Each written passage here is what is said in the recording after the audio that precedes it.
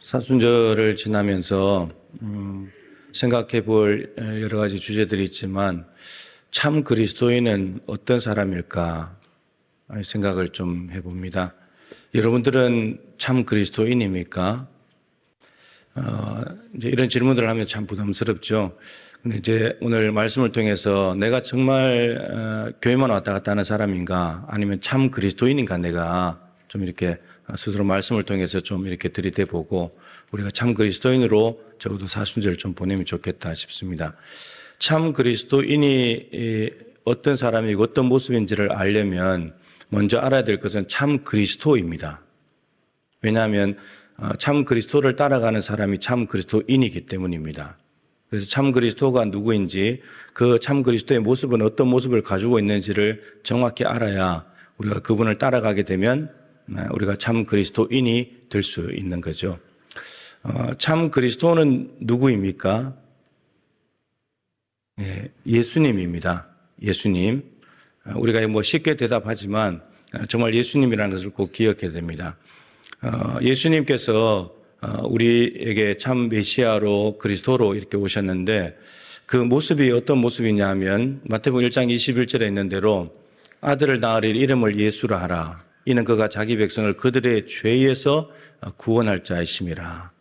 우리의 죄에서 구원하러 오신 예수님이 참 메시아입니다.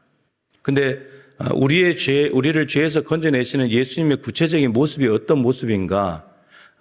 오늘 본문 바로 앞에 있습니다만 베드로전서 2장 24절에 친히 나무에 달려 그 몸으로 우리 죄를 담당하셨으니 우리를 죄에서 건져내시려고 우리 죄를 직접 담당하셨는데 그 몸으로. 근데 그게 어디냐? 나무에 달려 십자가입니다. 그래서 하나님께서 사도행전 4장 12절에 있는 대로 다른 이름은 없습니다. 천하 사람 중에 구원받을 만한 다른 이름을 우리에게 주신 일이 없기 때문에 오직 예수님이 참 그리스도이신데 그 예수님이 그리스도 되시는 참 모습은 십자가의 고난으로 드러났다라는 겁니다. 십자가 없는 그리스도는 가짜입니다. 고난이 없는 그리스도는 없습니다. 우리의 죄를 없애주시는 그리스도가 아니라면 그리스도 이름을 가졌다 하더라도 아무리 뛰어난 일을 했다고 하더라도 다 가짜들입니다.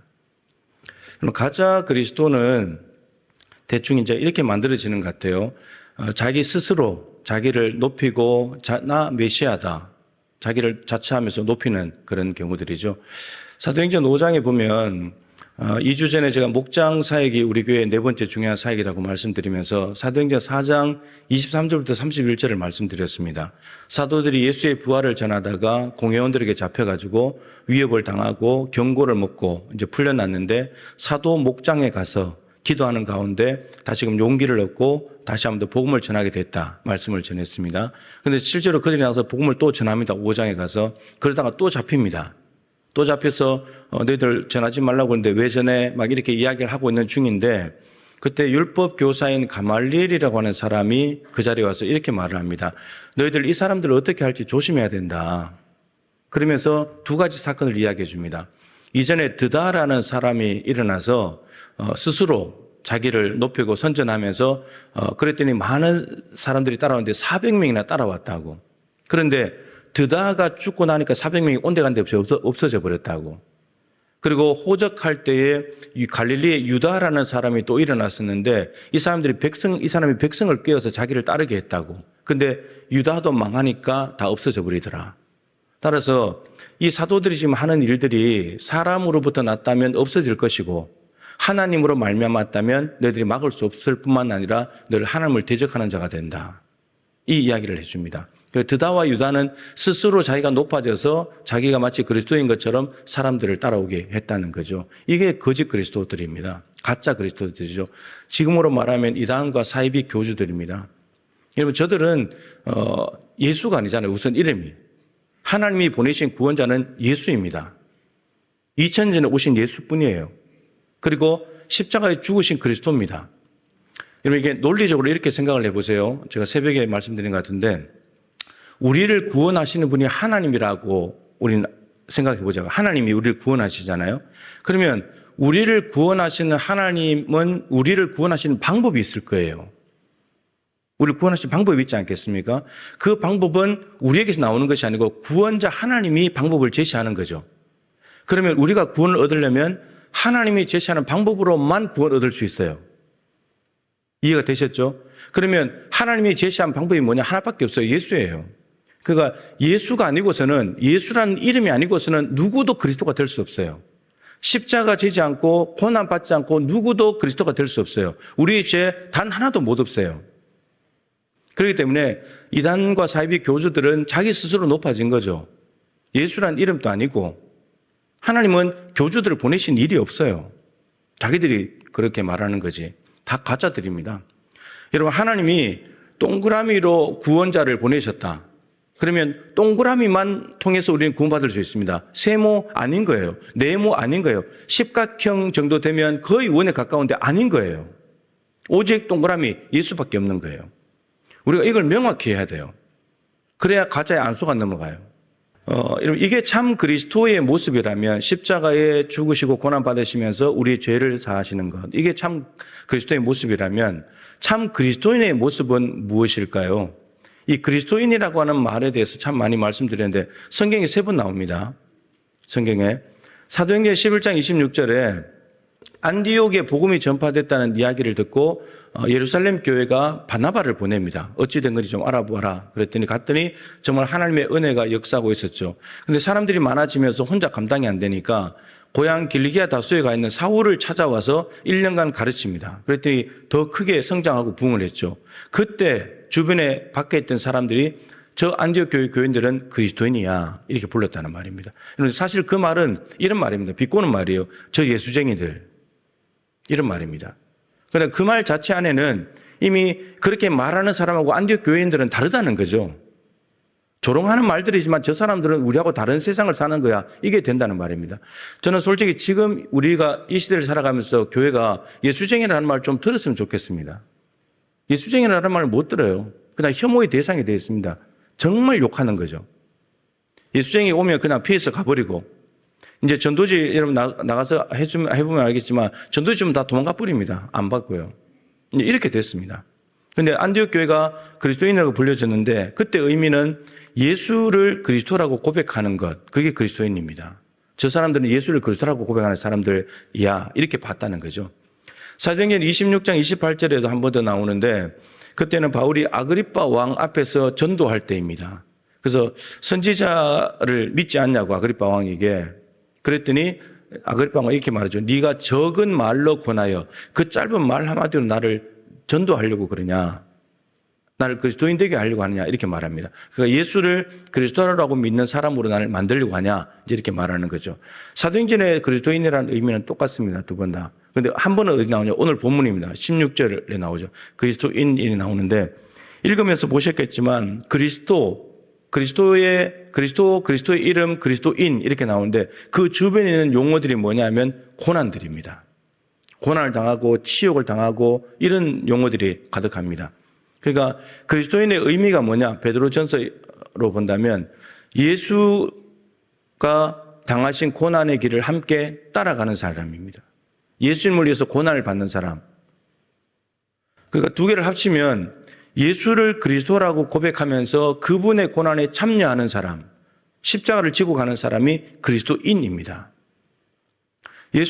예수님께서 참 그리스도가 되신 것이 십자가를 지시고 고난받으시고 하신 모습인데 그대로 고난받으며 살아가는 것이 참 그리스도인입니다.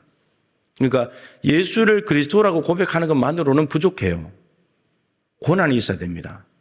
예수님을 위해서 당하는 고난이 있어야지만 참 그리스도인이라고 말할 수 있습니다. 오늘 본문의 주인공인 베드로가 사실 이 고난에 대해서 우리 집사님도 기도하셨지만 고난에 대해서 생각이 복잡했던 사람 아닙니까?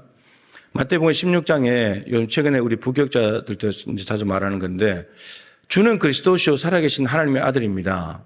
베드로가 신앙 고백을 했습니다. 예수님께서 바요나 시몬아 복이 있다 그러시면서 너 그 반석에 내 교회를 세울게 라고 할 만큼 그 신앙 고백은 중요했고 근데 그 신앙 고백은 베드로가 한 것이 아니고 하늘에 계신 내 아버지께서 알려주신 거다. 그러니까 베드로는 자기도 모르는 사이에 예수님이 누구신지 그리스도인이신지를 고백을 했다는 말입니다. 그런데 그 고백 후에 예수님께서 십자가에서 죽을 거다. 대제사장 장로들에게 잡혀가지고 죽고 3일 만에 부활할 거다. 순한 예고를 하시니까 베드로가 막아버렸잖아요. 막은 것이 아니고 사실 야단친 겁니다. 예수님 그러시면 안 됩니다. 무슨 말입니까? 이렇게 된 거죠. 여러분, 그리스도가 가장 명확하게 나타나는 곳이 어디라고요? 십자가 고난입니다. 근데 지금 예수님은 베드로야 네가 나에 대해서 그리스도라고 고백했지 나 그 길을 갈 거야 이렇게 말했는데 주님 가시면 안 됩니다 이렇게 막은 거예요. 그러니까 하나님을 통해서 예수가 그리스도라는 신앙 고백을 자기 입으로 했지만 그 의미가 뭔지를 몰랐던 거예요. 그 그리스도의 삶이 어떤 삶인지를 몰랐던 거예요. 그래서 막아버렸죠. 그랬더니 예수님께서 사탄아 물러가라. 너는 나를 넘어지게 하는 자로다. 네가 하나님 일을 생각하지 어찌 사람 일을 생각하냐. 여러분, 이 생각 하나를 잡는다는 것은 그 사람 전부를 잡는다고 했잖아요. 하나님께서 베드로의 생각을 딱 잡아버리니까 예수님에 대한 신앙 고백이 제대로 나옵니다. 근데 사탄이 딱 잡아버리니까 예수님 막아요. 사람의 일을 생각합니다. 여러분, 어떻게 보면 예수님이 죽는다는 걸 막는 것이 하나님의 일처럼 보이잖아요. 죽게 내버려 두는 게 사람의 일처럼 보이고, 근데 그걸 거꾸로 하는 거예요. 하나님의 일은 죽는 거예요. 그래서 하나님의 일을 막으면 안 되는 거죠. 근데 사람의 일을 생각하면서 막아버린 거예요. 그런데 베드로가 신앙 고백은 했는데 그리스도가 어떤 분인지를 정확히 몰랐는데 베드로가 이것을 정확하게 알게 되는 자기 입으로 예수가 그리스도라고 고백하는 지점이 있습니다. 그게 사도행전 2장 36절입니다. 참 많이 말씀드렸죠. 베드로가 예수가 그리스도인 것을 알아차릴 때가 언제냐면 십자가에 죽으시고 부활하셨을 때입니다. 부활하신 주님을 만났을 때.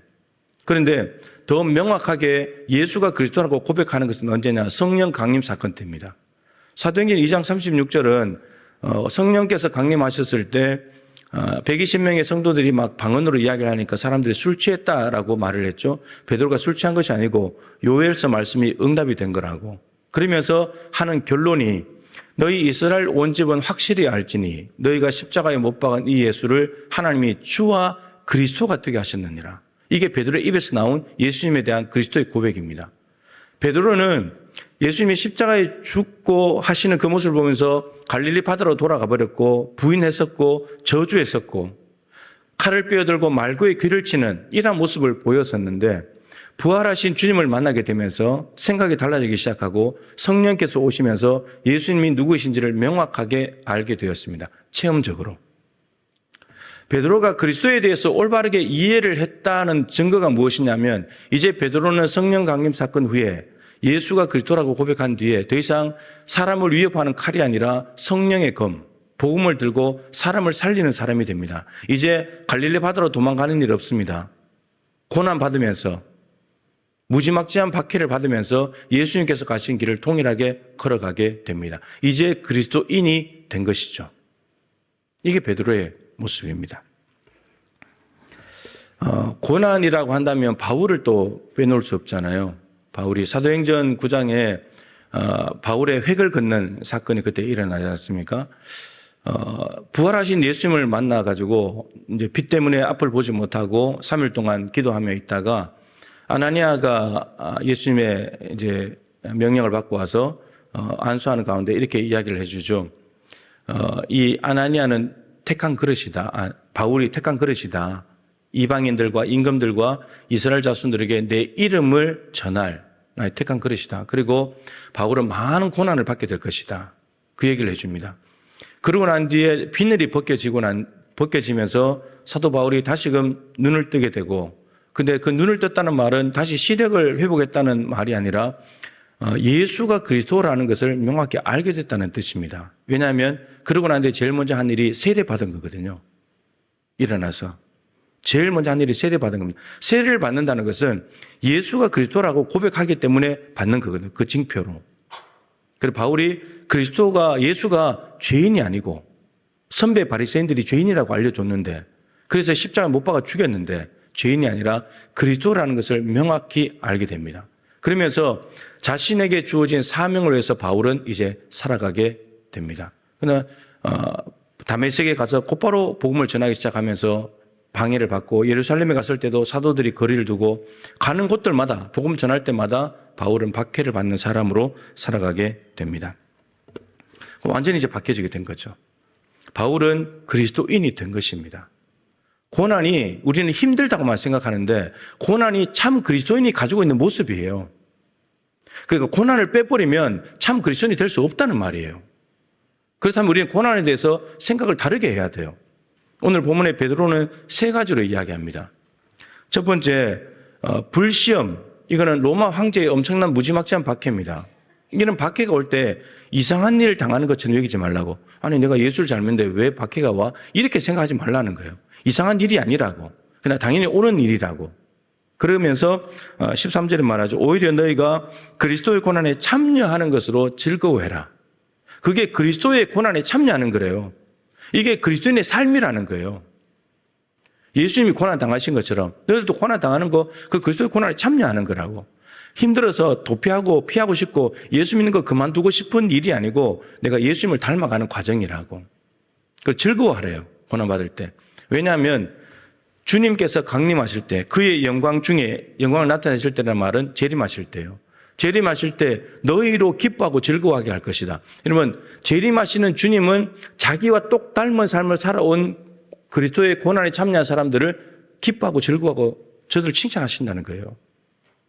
주님께 칭찬받는 사람이 누구냐? 고난을 피해 다니고 쉬운 길 가고 넓은 길 가고 이렇게 사는 사람이 아니고 좁은 길을 가더라도 가시밭길을 가더라도 고난 받으면서 묵묵히 걸어온 사람, 그 사람이 주님의 환영을 받을 사람이라는 거예요. 고난에 대해서 우리는 달리 생각해야 돼요. 이 길 끝에는 주님이 계시겠구나. 이거 생각해야 되는 거예요. 두 번째는 14절이죠. 그리스도의 이름으로 치욕을 당하면, 여러분 그리스도의 이름, 예수님의 이름을 증거하고 예수의 이름 때문에 이렇게 살고 정직하게 살다가 치욕을 당한다. 욕을 먹고 비난을 받는다. 그럴 때는 예수 믿는 걸 그만둬야 되는 것이 아니고 나도 적절하게 타협하고 적절하게 정당화시키면서 합리화시키고 적당히 불법 저지르고 욕 안 먹는 삶을 요리조리 살아가는 것이 아니라 그 삶이 복이 있는 자래요. 왜 복이 있냐? 그 다음 말씀이 중요해요. 영광의 영, 곧 하나님의 영, 성령께서 그 사람 위에 있기 때문입니다. 여러분 어떤 사람이 하나님의 영이 그 사람에게 있는가, 성령이 있는 사람이 없는 사람인가를 알 수 있는 기준 중에 하나가 저 사람이 예수님 때문에 고난 당하는 게 있어? 예수님 때문에 욕을 먹어? 그거의 증거라는 거예요. 우리는 예수님 때문에 욕 먹으면 창피한 줄 알고 욕 안 먹을 길을 택하지만 그러면 성령이 없는 거예요. 여러분 예수님께서 공생애를 시작하실 때 기도하셨는데 하늘이 열리며 성령께서 오셨습니다. 그리고 마귀에게 시험 당하는 곳으로 끌고 갔어요. 성령이 없어서 마귀에게 시험 받으신 게 아니라고요. 하나님의 영이 우리는 계시냐 안 계시냐 고난으로 증거를 삼을 수 있다는 거예요. 여러분들이 지금 예수님의 이름 때문에 욕을 먹습니까? 성령이 여러분 안에 계시다는 증거입니다. 그렇기 때문에 이런 복 있는 사람인 거죠. 여러분 하나님의 영이 없이 고난 안 받고 하나님의 영이 없는 게 낫습니까? 고난 받더라도 하나님의 영이 있는 게 낫습니까? 어느 게 복입니까? 하나님의 영이 없어도 고난 안 받는 게 복입니까? 아니면 고난 받더라도 하나님의 영이 있는 게 복입니까? 생각을 바꿔야 된다는 거예요, 우리가. 그리고 세 번째는 16절에 그리스도인으로 고난을 받으면. 그런데 그 앞에 이렇게 되어 있습니다. 15절에 누구든지 살인이나 도둑질이나 악행이나 남의 일을 간섭하는 자로는 고난을 받지 마라. 그러나 그리스도인으로서는 고난을 받아라. 그러면 이런 말이 되죠. 살인이나 그리고 도둑질, 악행, 남의 일을 간섭하는 사람은 그리스도인이 아닌 거예요. 그런 일로 고난을 받을 때는 부끄러워해야 돼요. 근데 그리스도인으로 고난을 받는다면 부끄러워하지 말래요. 그 부끄러운 일이 아니라고. 여러분 성령이 계시고 재림하실 주님께서 박수 치면서 끌어안아 주실 분인데 부끄러운 일이 아닌 거예요. 오히려 죄 짓는 게 부끄러운 거지. 죄 짓고 고난 받는 게 부끄러운 거지. 부당하게 고난을 당하고 선을 행함으로 고난 당하는 것은 부끄러운 일이 아닌 겁니다. 말합니다. 도리어 그 이름으로 예수의 이름으로 하나님께 영광을 돌려라. 하나님께 영광을 돌리라 합니다. 그러니까 세 가지를 이야기합니다. 이게 정말 베드로가 깨닫게 된 고난의 삶이고 이게 참 그리스도인의 모습이고 고난에 대해서 생각하는 참 그리스도인의 생각의 틀 이걸 바꿔야 될 거다 이렇게 말하고 있습니다. 이제 말씀 마칠 텐데요. 여러분 고난을 받게 되면요. 십자가의 고난을 받게 되면 반드시 남는 게 있습니다. 뭐가 남을까요? 흔적이 남습니다. 사도 바울이 골로새서 1장 24절에 나는 이제 너희를 위하여 받는 괴로움을 기뻐하고. 골로새 교회를 위해서 받는 괴로움을 기뻐한대요. 지금까지 바울은 교회를 괴롭게 하는 사람이었는데 이제는 교회를 위해서 내가 괴로움을 받는 것을 기뻐한답니다. 삶이 완전히 바뀐 거죠. 그러면서 그리스도의 남은 고난을, 그리스도에게 남은 고난이 있대요. 그러면 십자가에 죽으신 것만으로, 그 고난만으로 뭔가 부족한가? 메시아가 되려면 또 다른 고난을 더 당하셔야 되는가? 그런 의미가 아니라 그리스도께서 당하신 고난을 함께 참여하는 것, 그리스도와 함께 고난받는 것, 그것을 의미합니다. 그러면서 그리스도의 남은 고난을 그의 몸된 교회를 위하여 내 육체에 채우노라. 예수님께서 바울과 같은 사람을 위해서 죽어주셔서 고난 당하신 것처럼 이제 바울이 예수님의 입장에 서서 교회들을 위해서 자기가 고난받겠다는 거예요. 내 육체의 고난을 채우겠다는 겁니다. 그래서 바울이 십자가를 짊어진다, 죽음에 넘겨진다, 이런 말을, 날마다 죽는다, 그런 말을 끊임없이 쓰고 있습니다. 여러분, 그리스도의 남은 고난을 몸에다가 짊어져 버리면, 육체에 담아버리면 몸에 흔적이 남습니다. 이 흔적이라는 단어가 스티그마라는 건데, 갈라디아서 6장 17절에 내 몸에 예수의 흔적을 가졌다. 이 스티그마라는 단어인데 스티쪼, 찌르다 하는 말에서 왔습니다. 찔리면 흔적이 남습니다. 사도 바울에게 찔린 흔적이 있다는 거죠. 근데 말씀을 준비하다 찾아보니까 예수님의 못자국이 있잖아요. 못자국. 도마가 의심했을 때 도마가 나 예수님의 못자국에 손가락을 넣어보고 내가 믿겠다고. 근데 그 자국이라는 말이 핍토라는 말인데, 핍토스. 근데 그 말은 핍토라는 말에서 왔습니다. 핍토는 뭐냐면 때린다, 친다라는 뜻입니다. 그러니까 맞아가지고 침을 당해서 그래서 생긴 자국이 못자국입니다. 예수님의 자국. 근데 NIV 영어 성경에 보니까 이 못자국과 흔적이라는 단어를 똑같은 단어로 번역했습니다. 마크, 표시입니다. 표시. 그러니까 찔리든 맞든 어떻게 되든지 간에 몸에 자국이 남는 겁니다. 흉터가 남는 거예요. 상처 자국입니다. 바울은 이걸 가지고 있대요. 근데 여러분, 베드로와 바울처럼 로마 황제의 박해가 없는 상황을 우리는 살고 있습니다. 우리가 뭐 공산국 국가도 아니고. 그러면 우리 몸에, 바울이 내 몸에 분명히 말했거든요. 내 몸에 예수의 흔적이 있다고. 우리 몸에 예수를 믿다가 몸에 흔적을 남기기가 쉽지 않은 거예요. 상처 남기기가. 그럼 좀 넓혀서 생각을 해보면, 여러분, 나를 위해서 100을 쓰려고 하다가 50만 쓰고 50을 뚝 떼어서 하나님을 위해서 썼다. 이거 피를 흘린 거예요. 바나바처럼 밭을 팔아서 가난한 사람들을 줬다. 재산을 뚝 떼어서 가난한 사람들 줬잖아요. 이게 피를 흘리는 거고 십자가를 짓는 거예요. 남아있는 흔적들이에요. 뭐 해가지고 교회를 세웠다든지, 뭐 가난한 사람들 누굴 도와줬다든지, 이런 것들이 다 십자가 지는, 나는 예수님 때문에 고난 당하는 거예요. 내 삶이 이제 줄여야 되니까. 허리띠 졸라매고 살아야 되니까. 이것이 다 십자가 지는 것이고 이것이 다 흉터가 남는 과정이고 피를 흘리는 거예요. 사순절을 지나면서 단순히 십자가, 나를 위해 죽어서 십자가만 묵상할 것이 아니고 내가 져야 될 십자가를 지고 주님을 따라가는 것이 참 그리스도인의 모습이 아니겠습니까? 우리는 십자가를 타고만 가는 사람들이 많습니다. 여러분, 십자가를 타고 가는 사람, 그 사람은 흔적이 절대 남을 수가 없습니다. 지고 가야 남습니다. 근데 또 이걸 지자니 힘들고 버리자니 안 되고 있고 끌고 가는 사람이 있습니다. 어쩔 수 없이. 끌고 가도 여러분 흔적이 절대 안 남습니다. 몸이 힘들기만 하지. 어깨에 지고 가야, 바울처럼 내 몸에, 내 육체에 채워버려야, 그래야 몸에 흔적이 남습니다. 내 지나온 삶의 과정 속에 예수의 흔적이 얼마나 있을까요? 예수님을 위해서 살다가 생긴 흔적들, 나에게 주신 사명을 위해서 정말 기도하고 헌신하는 가운데, 봉사하는 가운데 생긴 흔적들이 얼마나 있을까요? 여러분, 그 흔적이 있다면 감사하십시오. 여러분들은 참 그리스도인입니다. 남았는 사순절 참 그리스도인으로 살아가실 수 있기를 축복합니다.